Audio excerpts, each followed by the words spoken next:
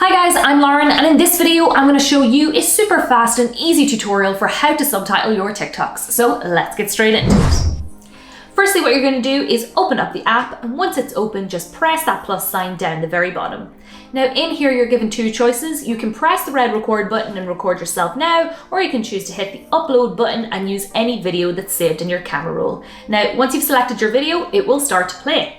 In the left hand column here, you'll see captions, so just hit that. It's going to transcribe your audio here and create those subtitles for you.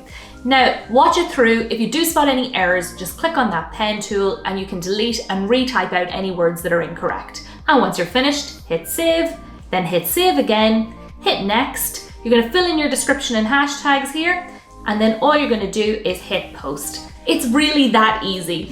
Now, let's say that you want to add subtitles with a bit more pizzazz. You want them to be eye-catching and engaging. I can show you how to do that in a totally different tutorial, which I will pop on screen now. And if you watch this video, you'll see you can edit your subtitles so they look like this. And that's it.